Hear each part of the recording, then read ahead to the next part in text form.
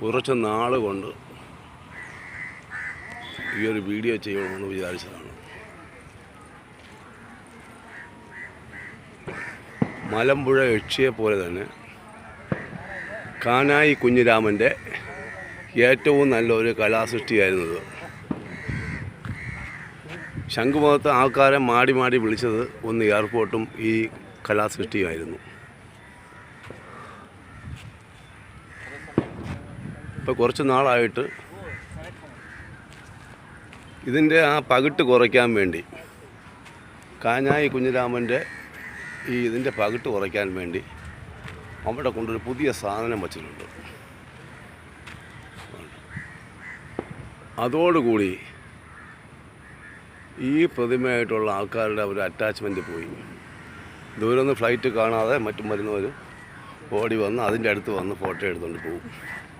ഇത്രയും നല്ല ഒരു കലാസൃഷ്ടിയെ നശിപ്പിച്ചു. കുറച്ച് നാൾ കൊണ്ട് ഇത് ചെയ്യണമെന്ന് വിചാരിച്ചാണ്. ശംഖുമുഖത്തിൻ്റെ ഏറ്റവും വലിയ മുഖമുദ്രയായി മാറിയിരുന്ന ഒരു സമയത്ത് ഈ ഒരു ശില്പം, ആ ശില്പിയെ ഒരിക്കൽ ഞാൻ കണ്ടപ്പോഴത്തേക്ക്, എനിക്ക് കൊച്ചിലെ മുതൽ അറിയാം, ബോട്ട് ക്ലബിലൊക്കെ. അപ്പോൾ അത് കണ്ടപ്പോഴത്തേക്ക് ഞാൻ ചോദിച്ചപ്പോഴത്തേക്ക് അദ്ദേഹത്തിൻ്റെ സങ്കടം ഒന്ന് കാണണമായിരുന്നു.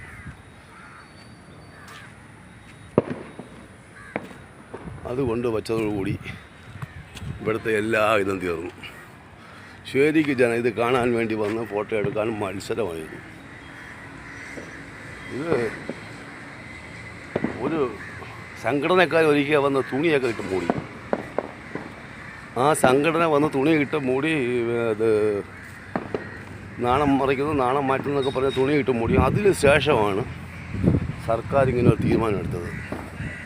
ഇനി ആ സംഘടനയായിട്ട് ചേർന്നുള്ള ഒത്തുകളിയാണെന്നറിയില്ല.